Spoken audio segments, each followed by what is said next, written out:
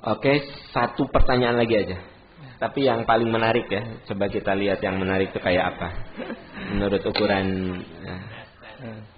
Ini karena mau libur nasional, Ustaz, ini pertanyaan tentang Imlek kan, Ustaz. Hari Senin komunitas Tionghoa akan merayakan Imlek. Kemarin tetangga memberikan dodol keranjang, makanan khas Imlek. Beliau seorang Tionghoa. Saya ragu untuk memakannya karena Imlek itu kan ada upacara untuk roh-roh. Nah, apakah makanan tersebut ditujukan untuk upacara tersebut? Selain itu, saya meragukan zat yang terkandung di dalamnya karena saya biasa mengkonsumsi makanan yang bersertifikat halal MUI atau halal dari negara lain. Apakah boleh dodol tersebut saya berikan kepada orang lain yang beragama Islam atau kepada orang lain yang beragama lain? Yang mana yang baiknya? Ya, ke yang lain-lain saja. Oke, begini. Pertama, ya, tadi Anda katakan apakah dodol itu berkaitan dengan ritualnya atau tidak? Nah, itu kayaknya harus ditanya kepada yang memberi dodol. Itu yang pertama, ya kan? Karena saya udah lama nggak jualan dodol. Jadi kalau Anda bertanya, apakah dodol itu berkaitan dengan ritual? Nyatu tanyanya ke manehna, tong ka aku. Gitu. Ya. Nah, tapi saya ingin membahas begini. Imlek, Idul Fitri, Natal, itu Anda harus melihatnya dari dua konteks. Pertama konteks ritual, yang kedua konteks kultural. Idul Fitri itu ada dua, konteks ritual dan kultural. Konteks ritualnya apa? Zakat fitrah tuh, jangan langsung sholat. Zakat fitrah, justru langsung sholat. Zakat fitrah, ya kan? Ya, kan saya bilang konteks Idul Fitri ritualnya apa? Zakat fitrah. Awas, zakat fitrah itu kaitannya dengan Idul Fitri. Makanya dibagikannya itu pada hari raya Idul Fitri. Ya, gitu.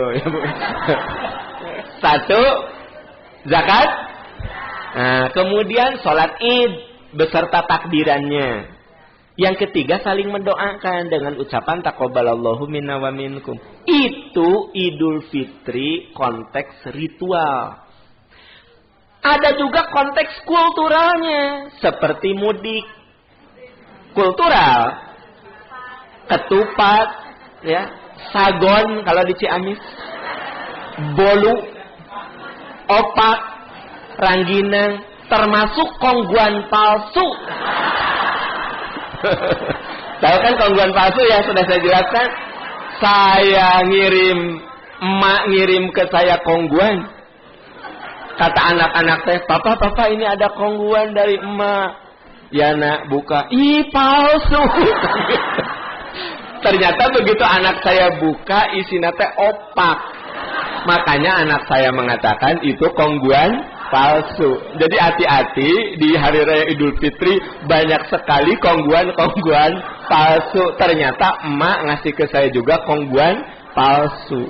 Karena di dalamnya kadang sagon, kadang bolu. Nah gitu. Itu apa? Kongguan. Itu apa? Kultur. Kongguan apa sih? Jadi kalau kita bicara Idul Fitri itu dua konteks, ritual dan kultural. Saya pernah sholat Id di sejumlah negara di Timur Tengah. Ya, itu nggak ada mudik sedahsyat di kita. Lebih ke macet di mana-mana, sampai kepala negara dan gubernur turun tangan. Jelas ari walot kata dan bupati mah.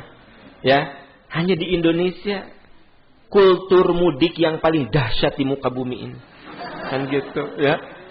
Nah, lalu hanya di Indonesia ketika Idul Fitri heboh dengan ketupat. Ya, di Arab, di Timur Tengah mah nggak ada yang pakai ketupat. Makanya ada orang Indonesia yang gini, Paam, lebaran di Arab mah asa lebaran, naon gitu, teu aya ketupat.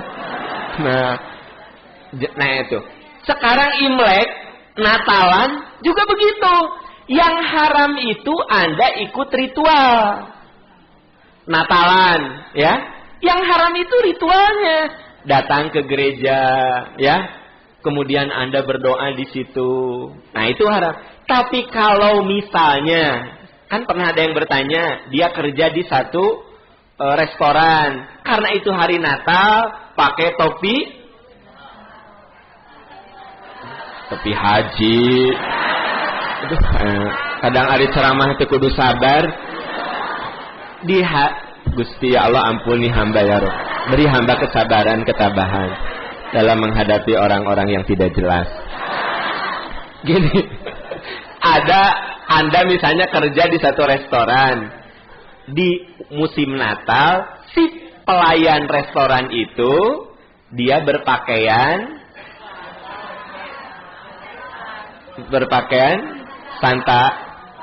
Santa, topinya topi yang ada yang nanya kan, boleh nggak?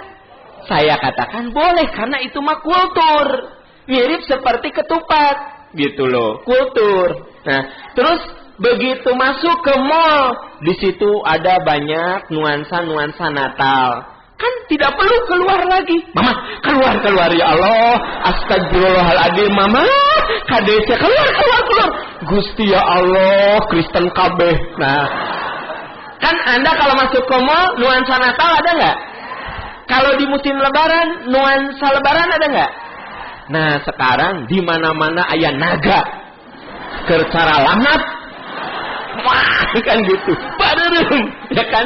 Apakah kita boleh masuk ke mall yang di situ ada nuansa merah dengan naga, barongsai?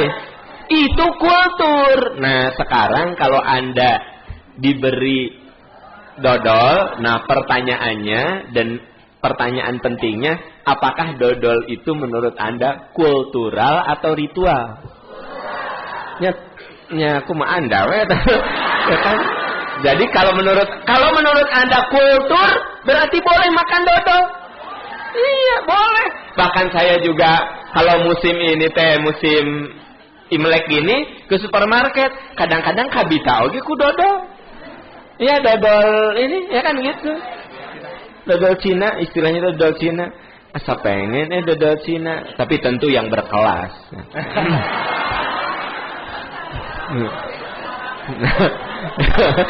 Dan Anda masuk ya, penghinaan temen ini. Kieu cenah kieu dah pasti dodol murah cenah. Makanya langsung saya katakan dodol berkelas kan gitu. Sebelum Anda menistakan, saya nistakan duluan. Nah, ya. Jadi kalau misalnya saya ke supermarket, kan banyak jualan dodol, terus saya ngambil gitu, beli, haram tidak? Nah, itu mah kultur. Sebab kalau di luar Lebaran Cina, di luar Imlek, cari dodol Cina teh susah. Nah, selama tentu saja konten unsur-unsur dalam dodol itu tidak ada yang diharamkan, gitu. Tapi sepengetahuan saya katanya dodol Cina mah jika ulen tina ketan, cenah tina ulen gitu. Apa? Dari ketannya Bu? Dengar, saya mah nggak percaya sama Anda, percaya kayak Ibu apa Bu? Sama yang muda-muda terpercaya. Ayo apa Bu? Apa?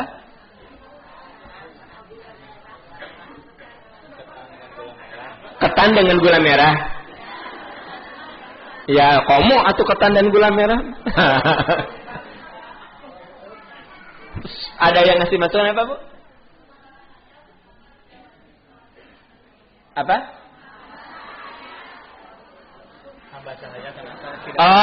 Hamba sahaya sugante urusan dodol. Oke. Anak saya didengar. Oke. Kenapa hamba sahaya tidak kena kewajiban? Karena hamba sahaya itu milik tuannya. Tapi nggak usah bingung, ibu sekarang nggak ada hamba sahaya. Jadi itu ketentuan karena hamba sahaya masih ditetapkan. Sekarang hamba sahaya sudah dicabut, sudah haram hukumnya perbudakan atas perbudakan yang lainnya, memperbudak manusia. Tapi kalau ibu bertanya, kenapa hamba sahaya itu tidak diperkenankan sholat Jumat? Karena sesungguhnya hamba sahaya itu harus mengabdi kepada tuannya. gitu. Tapi ibu nggak usah bingung, hamba saya sekarang nggak ada. Ya. Kembali ke dodol.